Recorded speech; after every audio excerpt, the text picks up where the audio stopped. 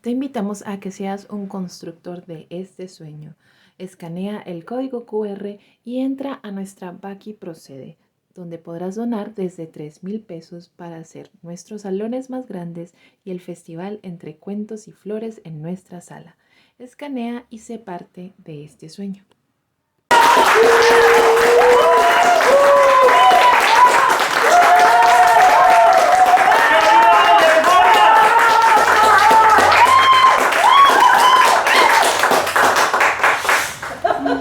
Buenas tardes para todos los que nos ven desde la señal de Teleboyacá y también desde nuestro YouTube y el YouTube de Teleboyacá.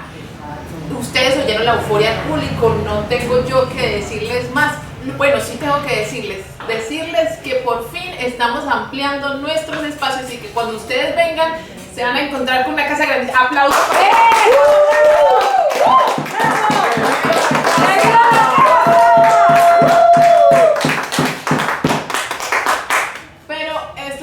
Aquí es un sueño que queremos seguir ampliando y usted puede hacer parte de ese sueño con nuestra Baki. Nuestra Baki es una vaca virtual donde usted puede donar desde 3,000 pesitos. Ahí le vamos a dejar el QR para que usted lo pueda escanear y eso va a contribuir a que muy pronto la casa sea más grande y tenga muchos más espacios. También quiero contarles de la programación de esta semana porque precisamente la programación de esta semana es muy importante. 23 y 24 vamos a tener a Vicky Valencia con Cuentos a Fuego Lento. Muchachos, el espectáculo huele, y huele muy bueno, huele a comida.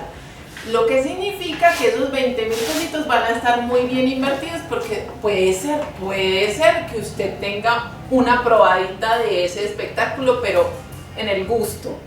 Además, hay humor, entonces están cordialmente invitados. 20,000 general vale la entrada y el 25 tenemos la celebración. Otra vez los...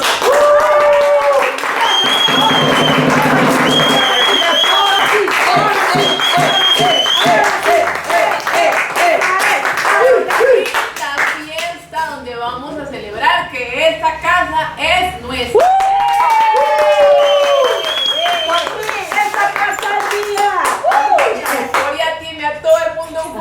Y es que la adquisición de la casa no es para menos. Además los invitamos a que pasen por nuestra casa. Ya tenemos la revista Contante y Soñante, donde también le agradecemos a todas esas personas que de una u otra forma han hecho parte de este sueño desde hace mucho tiempo. Gracias por estar y gracias por abrirle un espacio mucho más grande a los cuentos.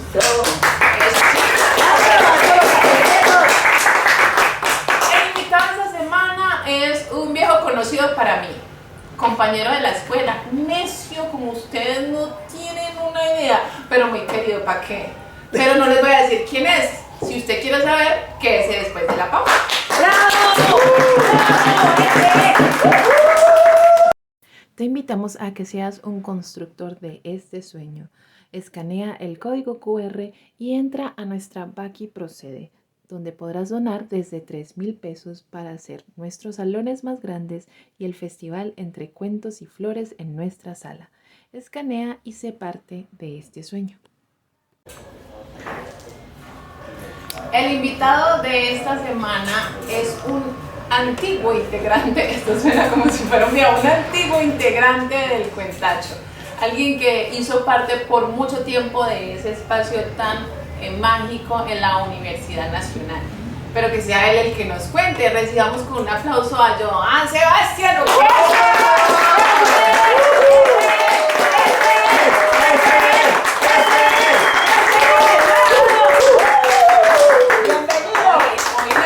está en su tope. Joan Sebastián, ¿cómo estás? Bien.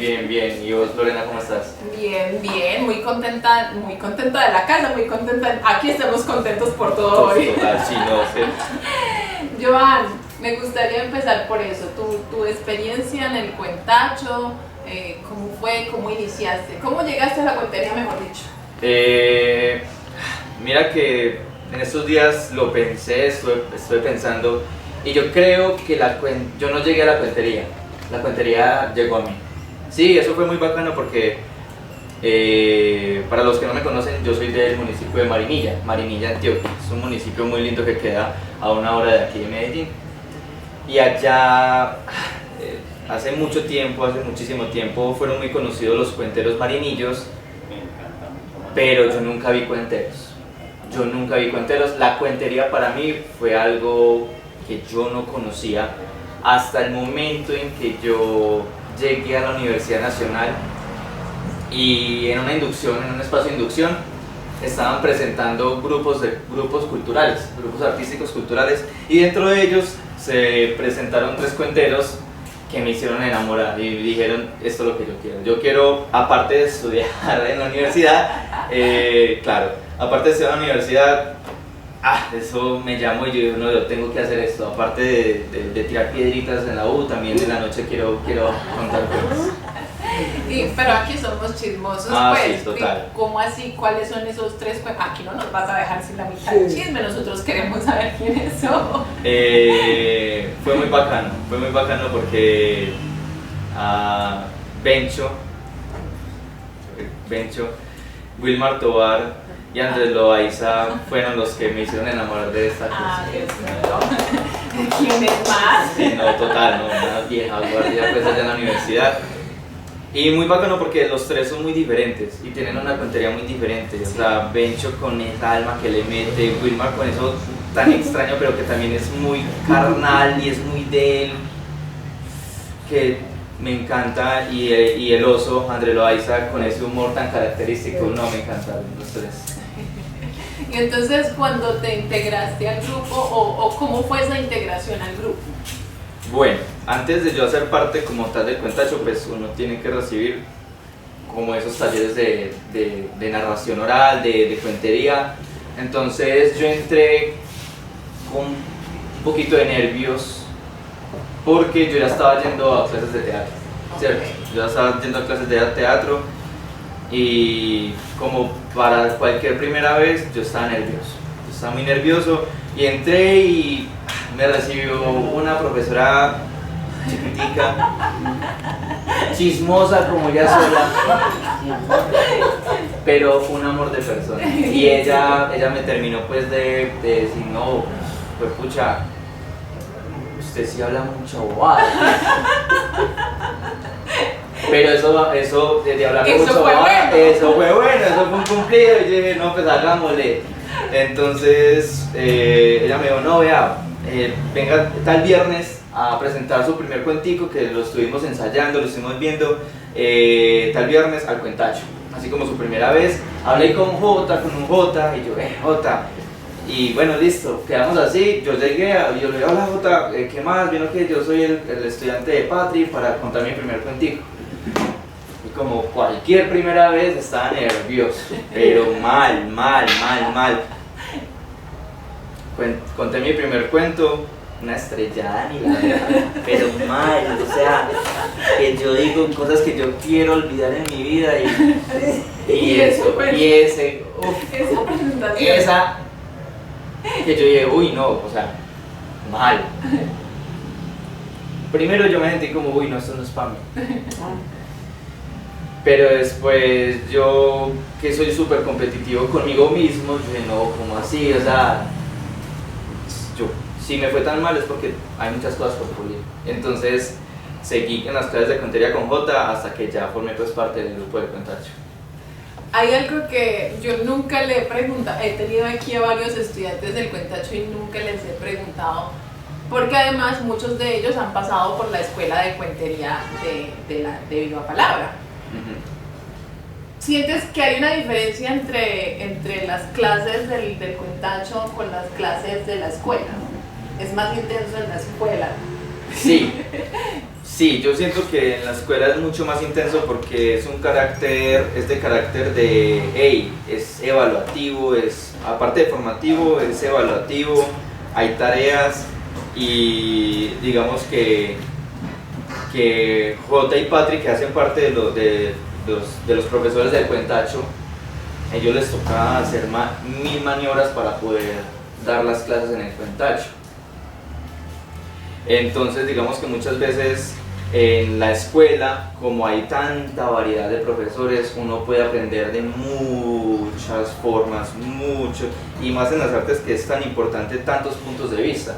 No, de nuevo, Jota y Patria son los mejores en lo que hacen en el cuentacho, pero les toca hacer malabares. Entonces sí siento que la escuela es mucho más estricta, es mucho más intensa. Y esa experiencia en el cuentacho y también en la escuela, ¿sientes? Joan Sebastián es ingeniero, ¿sí? Sí, ingeniero químico. Ingeniero químico. ¿Sientes que le ha aportado a tu carrera? O sea, ¿sientes nada? Yo soy un ingeniero que habla, pero espectacular, le vende lo que sea, el que sea. O sientes, ¿cómo sientes que eso te ayudó, digamos, te aportó en tu carrera? Digamos que de puertas para afuera, sí, no, es que la cuentería del teatro me hace hablar con el cliente, con los clientes y hacer presentaciones súper bien, pero no, realmente yo siento que, bueno, de más que sí me ha servido y de más que yo no lo he notado, pero de nuevo, yo hago esto porque me gusta, no porque quiera que me sirva como ingeniero. Yo lo hago es porque me gusta, yo lo hago es porque de día soy ingeniero y de noche me gusta ser Batman. O sea, cuentero. De día quiero ser ingeniero, de noche quiero ser cuentero, apasionado por el arte. Son dos mundos que los estoy hablando, así como los estoy hablando, no se cruzan. Además que muchas cosas de cuentería, yo soy muy ingeniero y viceversa. Muchas cosas de cuentería se me meten en la ingeniería. Pero sí, o sea, es lo que siento y sí, de noche. ¿Cuándo ustedes han visto Batman y a mí juntos? Nunca. Nunca. Pero además me parece algo muy maravilloso porque sí, a veces pensamos que todo lo que uno tiene, uno estudia, uno curso, un hobby, una Sí. cosa, tiene que integrarla a la vida laboral y no necesariamente. Porque además, digamos, el arte tiene que ver con el disfrute del alma, como eso que uno, la sensibilidad de uno. Sí, sonando cliché es como la forma de escapar de la realidad. Pues sí. Entonces, vamos a escapar un ratico de la realidad porque Joan Sebastián nos va a contar un cuento o de repente les ponemos alguna de esas, porque es que este muchacho, ahorita vamos a hablar de eso, pero estuvo en el festival Entre Cuentos y Flores, así que ya volvemos para que vean el cuento.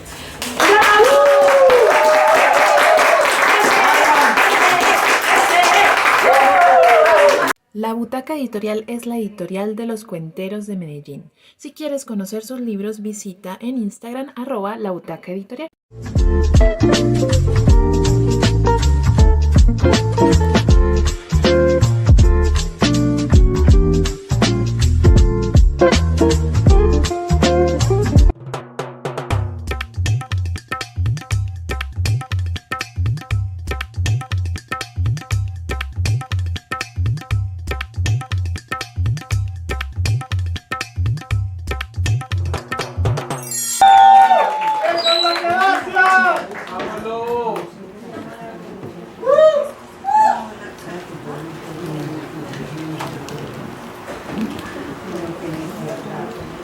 En el barrio decían que aquella iba a ser la peor Navidad de la historia.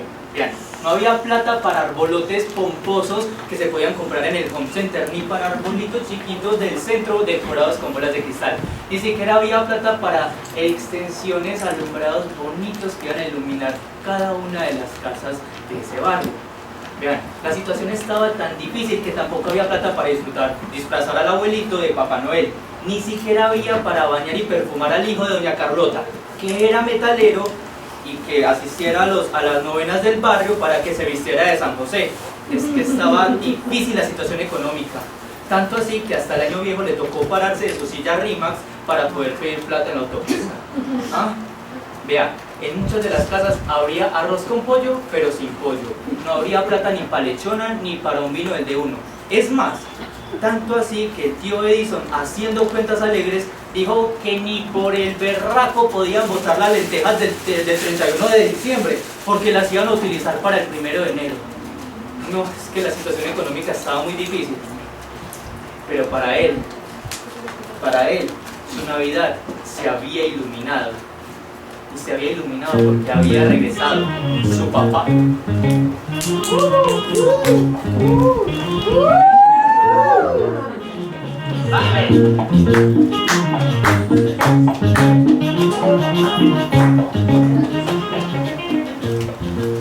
Y ni siquiera había regresado por la autopista con un bus lujoso de esos de, no sé, del Expreso Bolivariano o del Rápido Ochoa. Le tocó regresar, según contó su papá, por el río Magdalena con un barquito. Y el papá tenía ganas de reconciliarse, de volver a ser el marido de su mamá y el papá suyo. Su mamá no quería reconciliación ni nada. Es más, saltó como una fiera cuando le dijo: venga, Luisa, venga, hablemos para limar asperezas. ¡Ah! Yo no quiero limar asperezas ni nada de nada. ¿Sabe qué? Váyase con la pelandruja esa de Bogotá. Yo estaba muy bien así. Yo no lo quiero volver a ver. Yo no quiero ser plato de segunda mesa. Y él no entendía qué tenía que ver eso de ser plato de segunda mesa con la reconciliación. Pues él asociaba el asunto con la segunda mesa de la casa, que era una mesita pequeña de madera que se encontraba en el patio. Y en esa pequeña mesa de madera, casi todos los días se sentaba toda la familia a esperar en la tarde un chocolatico delicioso que hacía la tía Andrea con una arepa de huevo como solo ella lo sabía hacer. Era tan rico. Entonces él no entendía por qué su mamá estaba mezclando esas dos cosas. Igual se limitó a observar en silencio. Vean, eso no perdía contacto visual con esa discusión. Cada palabra, cada ademán, cada seña, intentaba descifrar todo y sobre todo hacía muchísima fuerza para que sus papás pudieran ser amigos como antes. Amigos, como él y Estefanía, la niña de al lado que chillaba horrible cada que la iban a peinar. No hacía sino hace 2 semanas cuando Estefanía le había sacado la lengua y le había pegado una patada. ¡Ay, Estefanía, usted sí es descarada, usted sí es pesada! Deje de ser así. Si sigue siendo así, vea, yo le voy a decir a mi tío Edison que me preste una lancha de esas con las que trabajo y me voy a ir por el río Magdalena y usted nunca me va a volver. ¿O yo?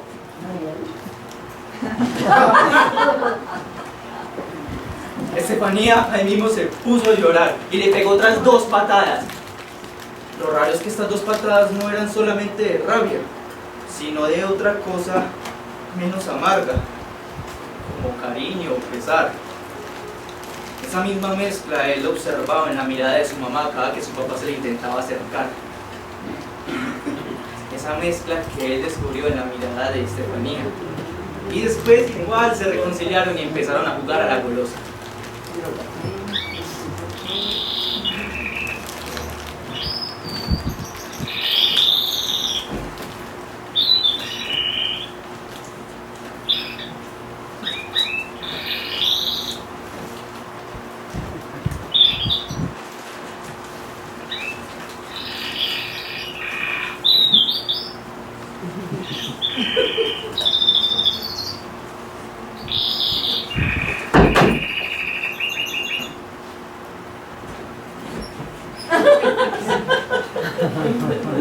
Así como su papá, así como su tío Edison y él cazaban canarios, así mismo se le acercaba a su papá a su mamá.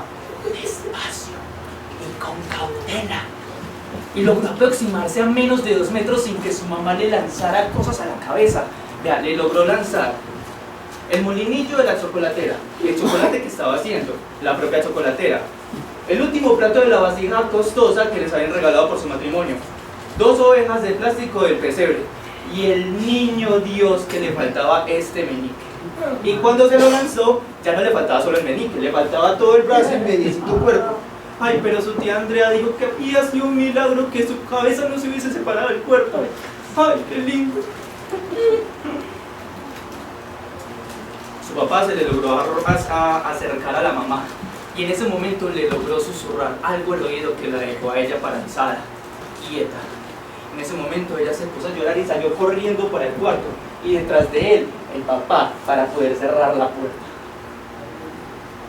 Él sabía que a pesar de tanta resistencia que ella había puesto, la reconciliación había comenzado.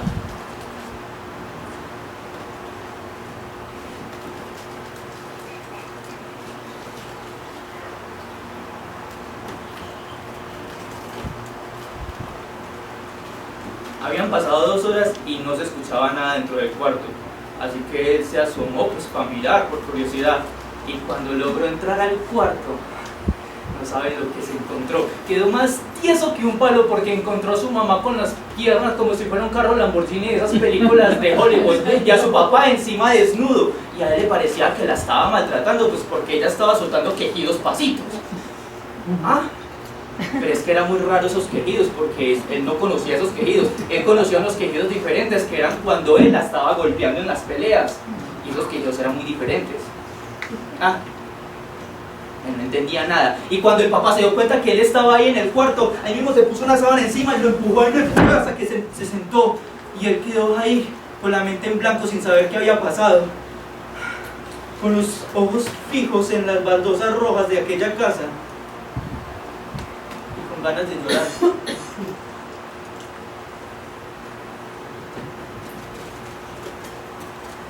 Al poco rato la puerta del cuarto se había abierto, y tras de ella subió la cara de su mamá inexpresiva, y tras de ella el papá.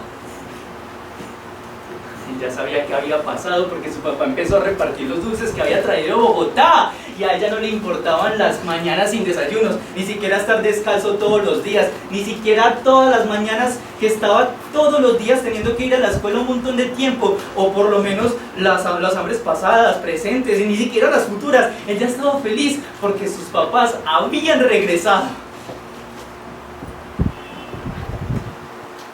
¿Oíste, doña Gloria? Ya sabes lo que pasó. Vení, yo le cuento.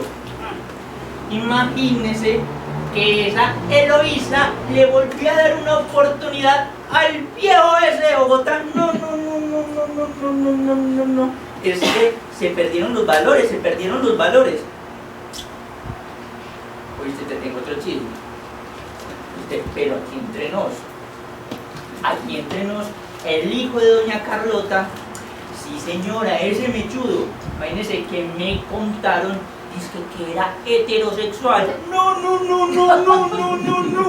Dios mío, mejor dicho, se perdieron los valores. Yo sí le dije a Carlota que le dejara de dar teta a los 7 años, que porque le iba a volver a ser más inteligente, pero no, le salió mariconcito ese. No. Ay, pero igual, ¿quiénes somos nosotros para juzgar? No. Esa tarde fue la tarde más linda de todo diciembre. Habían paseado por todo el río y se habían sentado junto a la orilla turbulenta un largo rato. Allí parecía que la brisa estaba aliviando cada una de sus almas. Y él, mientras que se tomaba su gaseosa y comía el pan de bono de la panadería de Tete la Sorda, él se sentía feliz, a gusto. Hablando de Tete la tía sorda, de Tete la panadera sorda, o sea, no escuchaba nada, pero oiga, le cuento que ella no se perdía ni el vuelo de una mosca. ¿Ah? ¿Cómo la ve? Y es que no escuchaba nada, pero ella era capaz de leer los labios, y a eso él de leer los labios le parecía súper mágico, súper impresionante. Él se quedaba por allá parado mientras que las viejitas chismosas hablaban, pero lo único que entendía era...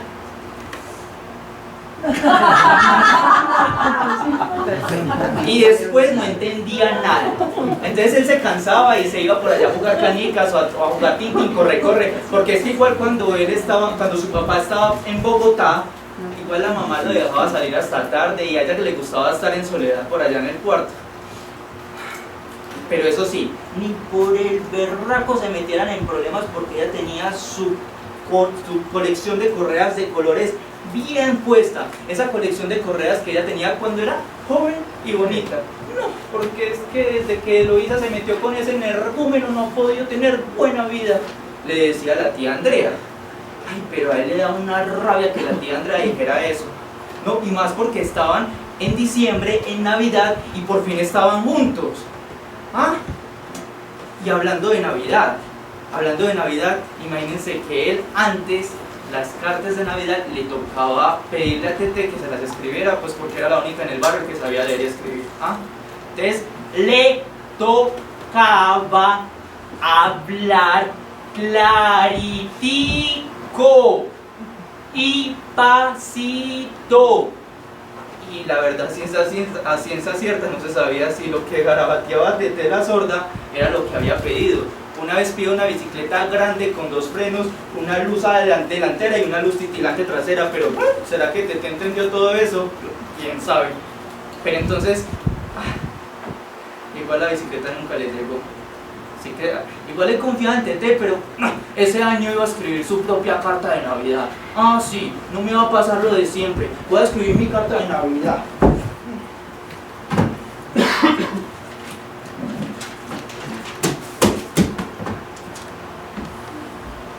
¿Vuelvas con B larga o B cortica? Obvio. Larga. Ay, pero no le va a ver. Y él por fin había escrito su carta de Navidad.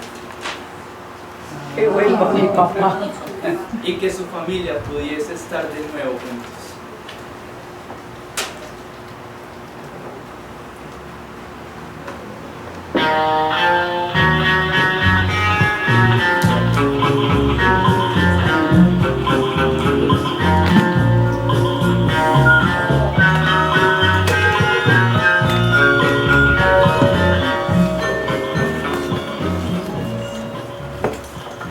Lastimosamente esa mañana su papá se levantó más enguayabado que de siempre. Y la tunda de golpes que le había fregado a su papá no tiene nombre. Su papá se fue así de la casa, sin decirle nada, así, sin mirarlo a los ojos, sin mirarlo, como si fuese invisible. Su mamá se quedó llorando en el cuarto. Y su tía, al mismo cogió un hielo para ponérselo a su hermano. Él se fue triste. Salió de la casa, cruzó la puerta, cruzó la esquina y se fue por el riel que había estado abandonado hacía muchísimos años. Igual perdía el equilibrio, pues porque entre tantas lágrimas era muy difícil ver el riel. Pero pasó más allá de la panadería de Tete, mucho más allá de la escuela, mucho más allá del puente del río, mucho más allá de todos los lugares que había visitado en su locomotora imaginaria. Como un tren descarrilado llegó a parar hasta la carretera. Allí donde estaba pasando justo en ese momento el bus que iba para Bogotá, que casi lo pisa. Y ese bus olía a óxido y a orines. Así debe de oler Bogotá. Así debe de oler la mujer que le quitó a su padre. A óxido y a orines. Alcanzó a ver al año viejo que todavía estaba pidiendo plata. Dio media vuelta con la mirada fija en la cinta metálica muerta, que esa tarde estaba muchísimo más abandonada que nunca.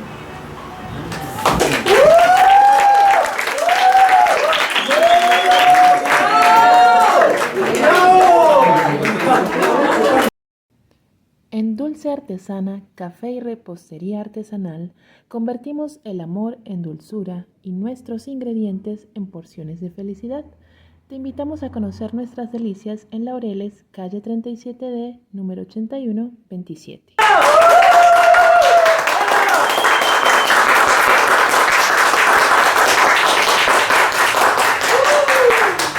Ustedes lo vieron, ese cuento maravilloso que Joan nos compartió en festival.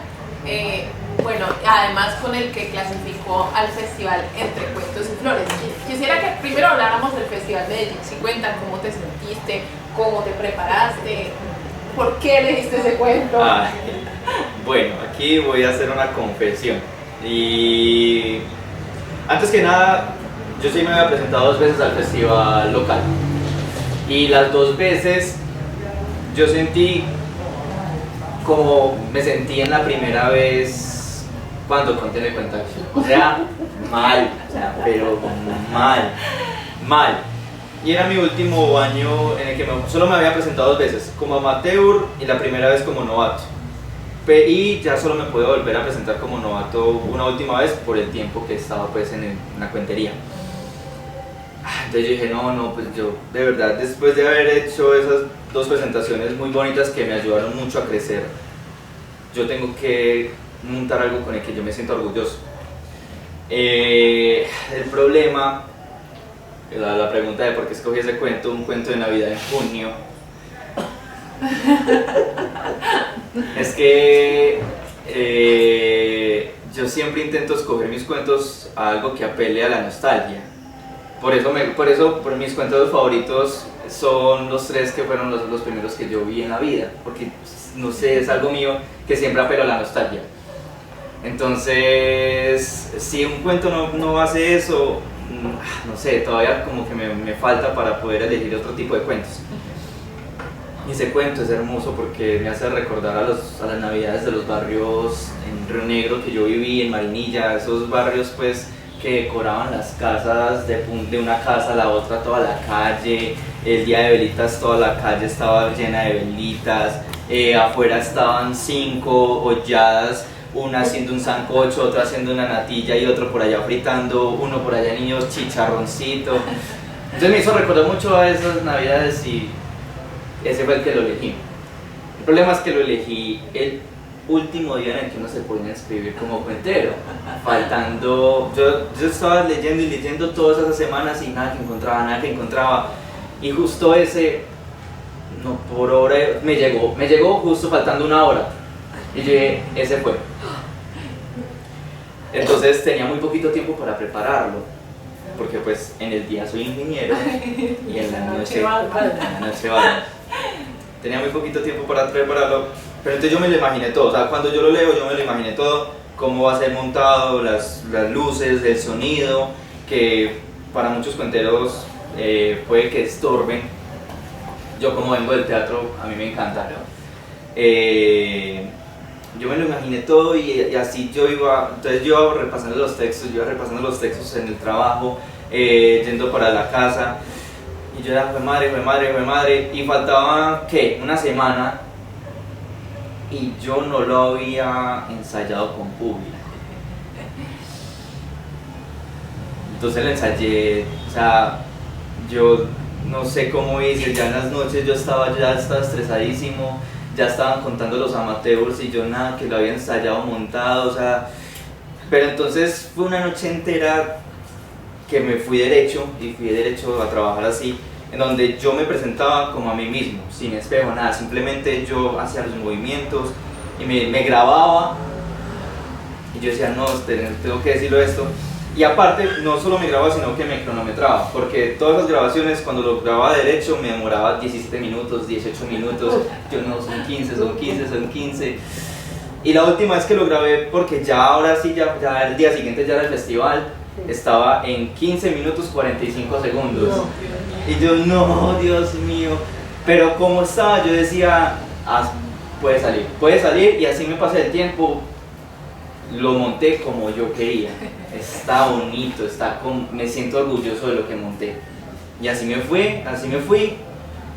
Y muchos dirán que es dentro de esos que dicen, yo también me digo que irresponsable, sí, no lo voy a negar, pero salió algo bonito y ese fue mi cuento del festival local Medellín 50 y Antioquia también.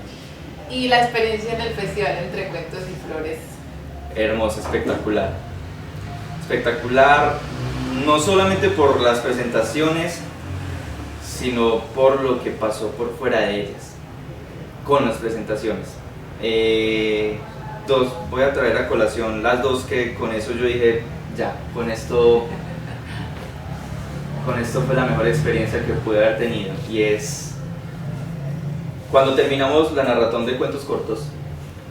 En esa maratón de cuentos cortos conté el poema que llevo toda la vida contando, que es el poema del Cero y el Uno. Pero como que la magia del festival hace que uno no sé, como que uno se tire más, como que uno se siente más cargado, y salió muy bonito, y a mí siempre me gusta intentar salir de últimas, ya sea que yo me presenté o vi una obra de lo que sea, me gusta salir de últimas, porque de pronto había que ayudar. cuando yo estaba saliendo de últimas, una señora se para de la primera fila, se me acerca y con los ojos rojos me dice, yo estoy en este momento viviendo algo, una experiencia igualita a tu cuento. Y yo, no puede ser. Y además porque es un cuento de una tusa muy brava. Yo la abracé y ella me dijo, no, gracias. Y se fue, no sé quién, pero fue algo muy bonito. 5 días después, me tocó presentar en un teatro en un barrio de aquí de la ciudad de Medellín y conté un cuento que también le tengo mucho cariño, que lo presenté en el Festival Ascon Universitario. Y lo conté también con todas las ganas por lo mismo, porque el festival hace que hay una energía que uno no puede describir, pero es muy bonita. Y lo conté y cuando lo terminé yo dije, fue madre los créditos. Entonces, fue madre los créditos, no puede ser. Y me senté normal a terminar de ver el espectáculo con otros cuenteros. Y se me acerca un cuentero ya con mucha experiencia, un cuentero que es un maestro ya, un cubano pues, y se me acerca, pero me mira serio, feo, me mira como y se me acerca así como, y yo, pues pucha, sin decirme una sola palabra, yo ya sentí que me iba a pegar. Y me dice así serio, usted no puede hacer eso. Y yo, no, pues. Los créditos. Los créditos, o ya, ¿qué hice yo? ¿Qué es esto? Los créditos, o qué fue lo que hice. Que hice mal. Cuando me dice, y me agarra y me da un abrazo. Y me dice, no, es que yo perdí hace un tiempo a mi esposa y ese cuento me llegó al alma. Y yo, no. Y ya el que quiso llorar fui yo. Pero esas dos experiencias hicieron que aparte de las presentaciones, el festival haya sido mágico. La magia de los cuentos, Sí, definitivamente. Totalmente. Nada, Joan Sebastián, muy contenta de tenerte por aquí. Yo le conocí a él el lado así como de echar bromas y de molestar, pero hoy hemos visto un Joan Sebastián todo humano, todo bonito. Joan, me gustaría que le des las redes a los televidentes y que les cuentes si tienes alguna presentación cercana o algún proyecto por ahí que nos puedas contar, que nos quieras contar. Ok, bueno, en Instagram me pueden encontrar como @JoanSebas_, pero el Joan es sin H, es JOAN Sebas_, ¿sí? En Instagram. Y en Twitter no estoy, en Facebook es muy personal, pero también me pueden buscar como Joan Sebastián Ocampo. Y Data Crédito, si no me busquen, espero no estar. Y de noche Batman. Total. No tengo presentaciones cercanas, sin embargo, pues ahora que lo mencionas, proyectos cercanos, estoy intentando montar un espacio de cuentería en Marinilla. Entonces, ojalá se nos dé y claramente pues intentar invitar a muchos a los que les tengo mucho cariño, en especial a la Escuela Viva Palabra. Maravilloso, bueno, gracias a todos los televidentes. Esta gente está muy eufórica, me encanta. Gracias a todos los televidentes por acompañarnos una semana más y ahora sí, los aplausos.